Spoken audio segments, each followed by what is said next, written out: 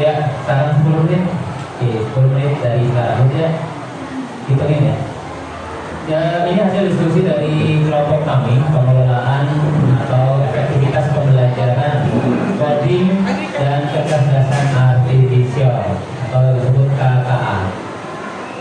Di dalam aktivitas pembelajaran coding, ya tentunya tadi sudah disebutkan dari kelompok yang ya di sebelum kami ya, dari kelompok masing-masing sudah menjelaskan secara gamblang. Sebenarnya beda tipis dengan kelompok kami. Nanti kita coba sharing di sini. Oke, lanjut Pak. Lanjut.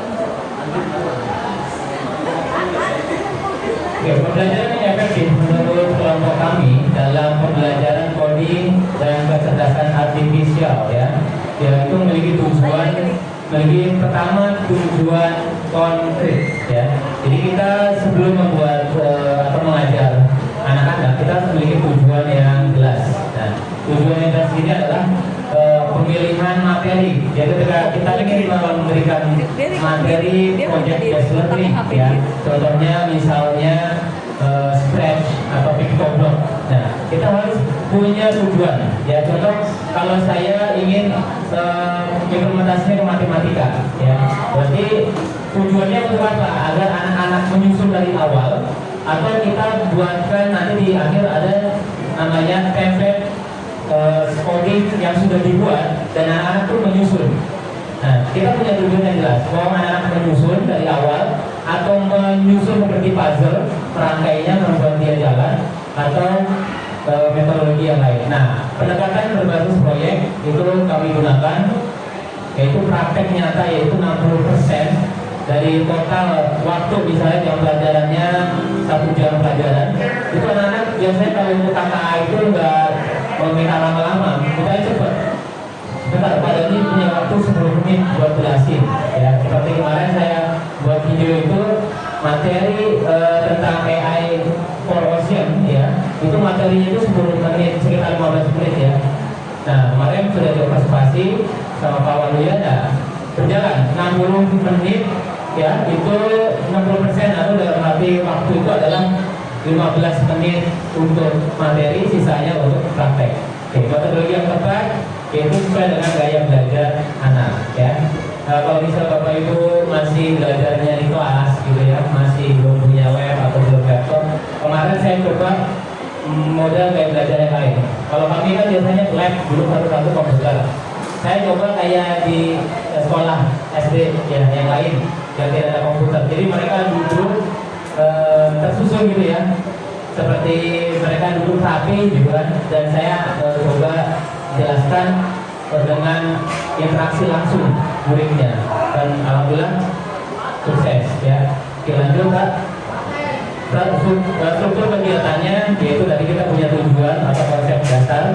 Penerapannya yaitu kita akan belajar apa nih, aplikasi coding atau simulasi langsung.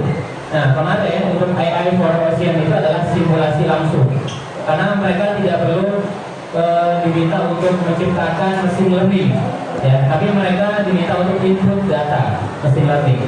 Nah, kalau coding pun juga bisa ya, kita buatkan template. Jadi anak-anak yang merangkainya supaya template itu selesai atau jadi, yaitu coding yang berjalan. Nah, kasus nyata seperti itu di sekolah kita. Kemudian untuk tujuan silakan meninggalkan sekolah. Fokus yang berikutnya adalah meningkatkan keterlibatan aktif siswa ya, di mana pola pikir yang akan berkembang pada saat siswa itu belajar ya. Yang pertama adalah kita memberikan tantangan atau kompetisi maksudnya ya. Jadi tantangan atau kompetisi ini adalah, ini kita berikan tujuan yang jelas ya. Hari ini kita akan memilah sampah gitu kan, akan memilah sampah dengan cara apa? Dengan cara AI ya, for Ocean seperti itu. Nah, itu udah mulai pematik tantangan. Coba kalau kalian sebagai petugas sampah di pinggir laut gitu kan, nah pasti anak-anak itu akan terstimulus ya, akan mengingat bahwa oh ya susah ya ternyata jadi tukang sampah. Oh iya, ternyata sampah di lautan ini tersebar sekian bilion misalnya gitu, dan butuh biaya untuk menjalankannya. Nah, di situ sudah ada stimulus. Nah, baru kita langsung berbasis proyek yang memastikan siswa belajar membuat dan mendengarkan teori. Gak perlu lama-lama, bisa langsung praktek, yaitu kemarin langsung memilah sampah, membangun pola pikir pemecahan masalah. Nah, saya buat coba tulisnya salah ya, inputannya salah. Nah, siswa, Pak itu salah. Iya, seperti itulah mesin learning. Ya, ketika kita sebagai manusia memanfaatkan mesin learning itu salah, gitu kan, atau memberikan perintah salah, maka hasilnya pun juga akan ya berakibat fatal. Coba bayangkan begitu ya, bayangkan ikan itu yang dimusnahkan ya, nah seperti itu. Kemudian pemanfaatan media belajar sumber belajar kita di kelas itu ada dua plak dan non-plak atau digital dan non digital, juga sudah sama-sama tadi dibahas secara gamblang oleh Bapak Ibu sekalian. Cuma saya menggarisbawahi yang mudah. Yang pertama Blockly. Blockly ini pengenalan pola dapat, algoritma juga dapat ya. Terus ketiga adalah pengenalan digital machine atau machine learning basic. Ya, kemarin kalau kita main lebah tuh ya, ciri-ciri lebah apa ya, gitu kan? Berkaki 5, 3, nah itu bisa pakai puzzle. Nah itu di Blockly itu ada tinggal drag and drop puzzle dan selesai. Kita pernah praktek juga.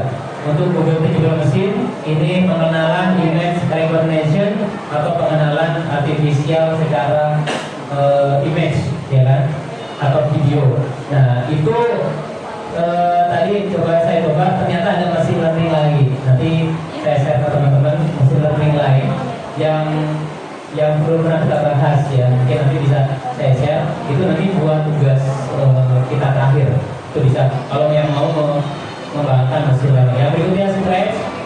Untuk unplug-nya ya kita pernah main ya, ular tangga, simulasi manual seperti permainan robot, perintah dengan ular tangga, dengan puzzle dan juga kartu algoritma. Itu bisa di print dari Canva banyak. Kita cari di Canva, coding, graphics itu banyak. Nah, yang fokus keempat mencapai tujuan pembelajaran ya tadi dari awal bahwa kita jelaskan tujuan, kita gunakan rubrik komprehensif, sediakan template kode, jangan lupa ya. Kalau misalnya anak-anak yang baru banget pegang mouse, baru tahu coding ya, baru tahu AI itu apalagi, kita berikan template kode ya. Banyak di YouTube tutorialnya, kita bisa coba template kode, buat dulu sendiri di Scratch atau Pictodoc, nanti kita share ke anak-anak.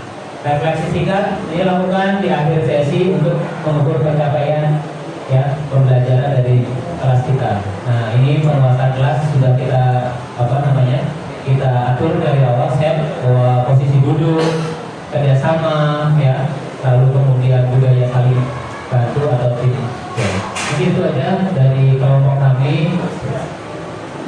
Terima kasih ya, pas dengan 10 menitnya.